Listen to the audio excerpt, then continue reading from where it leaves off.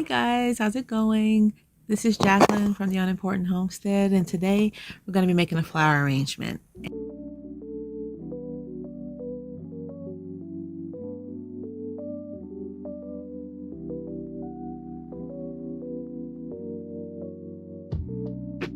And if you notice the title, it says If Mama Ain't Happy.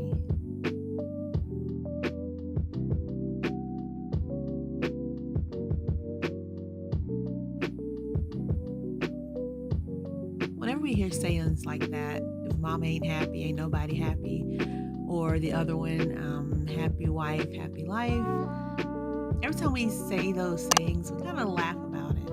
When you really think about it, is that right?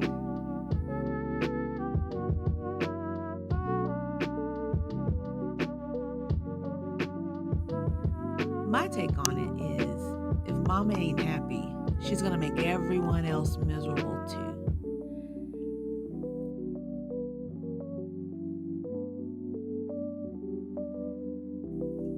What I've learned in my 8 years of homemaking full time, that I control the climate of my home. And if I'm in a bad mood, I'm going to make everyone else in a bad mood as well. I'm going to bring down the happiness in the family. And so I work really hard to maintain that happiness in my own self because I influence my family. I understand that. It shouldn't be that we get to behave as we wish and everyone else has to cower in the shadows, fleeing from our bad behaviors. It's really sad when you really think about it that a lot of women are excused for that type of behavior. It's our families that we're living with, right? We ought to do our best with them always. And so one thing I work on a bunch is my attitude. I believe homemaking is heart work, not hard work, but heart work. You have to have your heart fixed on serving your family. You have to have a heart to care deeply about them and want what is best for them, the best you can provide. I remember the first year I was at home, my husband, after a few months, he would come in and he always seemed really sad. And I asked him one day, I said, why every time you come home you seem like you're sad? He was like, well, when you meet me at the door, you're usually upset about something.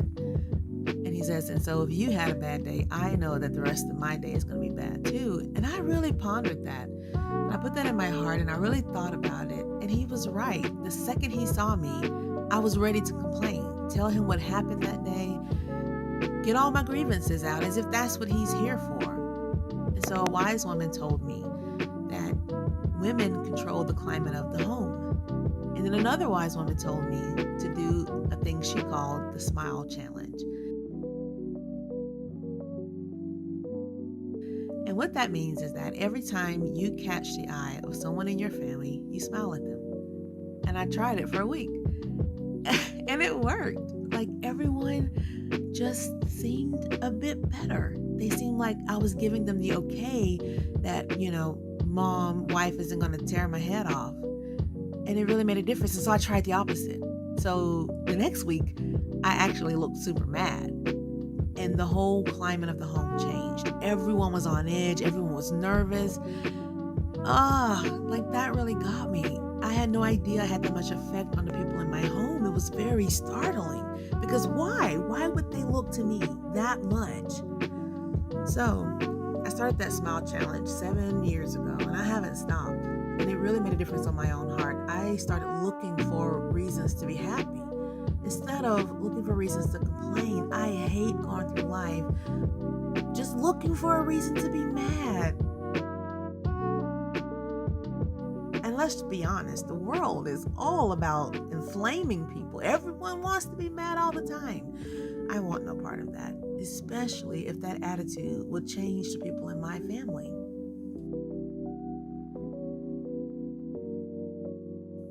So, the whole if mama ain't happy, ain't nobody happy, I think it is true. I do believe that it's true. It's sad, but it's true. So moms, let's be happy. Okay, let's find reasons to be happy. Let's look for the joy in our lives so that we may bless those in our care.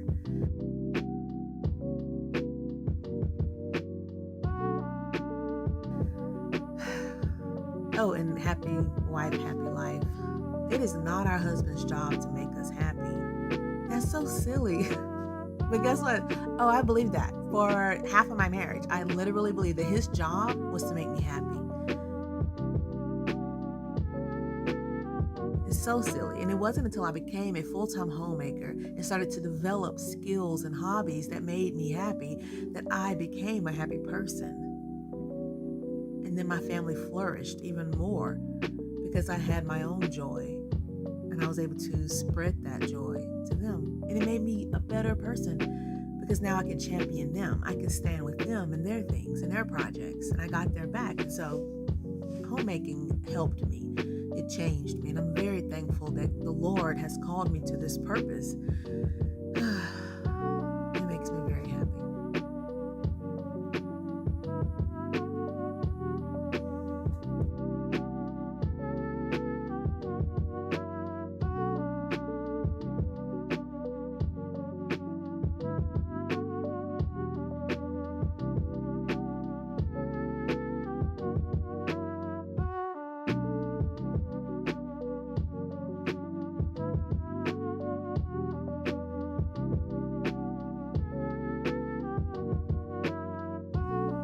On another note, I decided to get up early and do a flower arrangement before I had to do my actual work. So the house is still sleeping. Everyone is in bed, but I'm up. It's about, I don't know, right at 7. I've been up for a while, so I just got up and come out to do this. Yeah.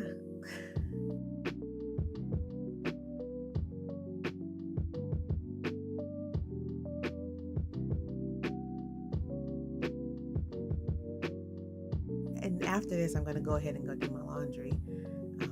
And I'm probably going to work on some herbs today. I noticed that a lot of things were growing in very well, and so I want to go ahead and get that stuff processed.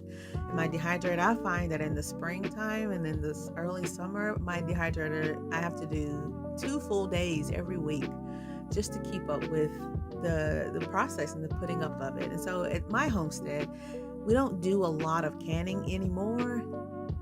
There's a whole reason behind that. I'll let you know about that in a different video. But for the most part, I prefer herbs and tea, hot tea, medicinals. That's where my heart lies, and also in pretty flowers, as you can see.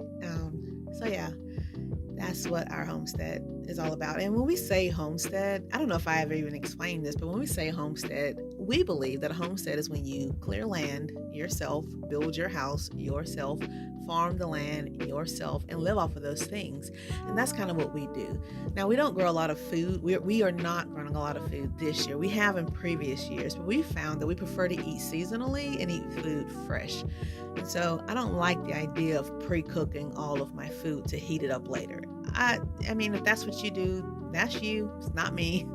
So, yeah. And I know this is super countercultural, but I don't actually want to be responsible for all of my food. I really don't.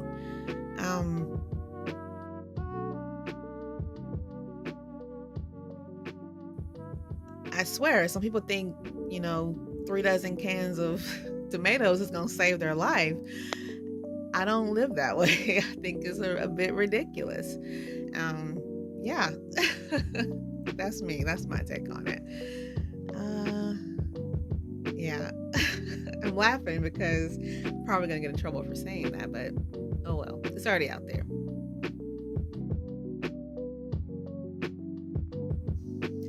One last thing that I've learned in my many years of being a full-time homemaker and serving my family is I had to set goals for my family, and not, things that they have to do, but things that I wanted to do. I want special food for them. I want special things for them. And I made it my mission to investigate those things, to do my research, and to get those things into my home and to prepare them for my family. And I really love that. So one of the things that we do is clothing.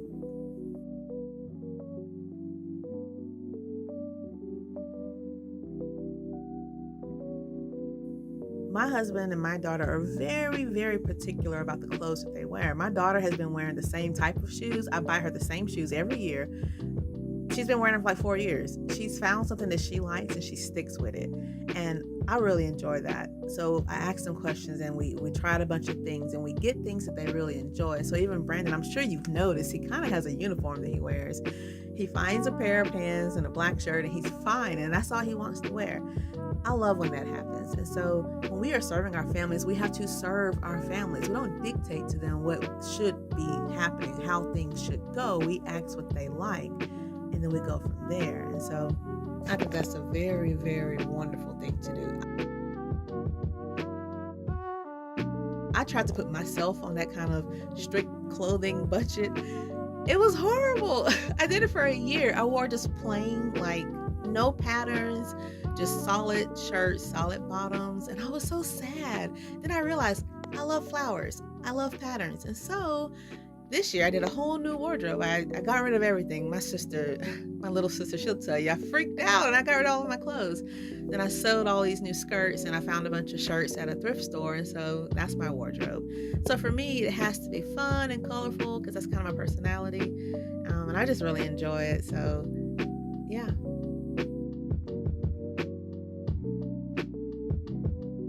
I guess that's it. So I'll see you guys next time. Bye.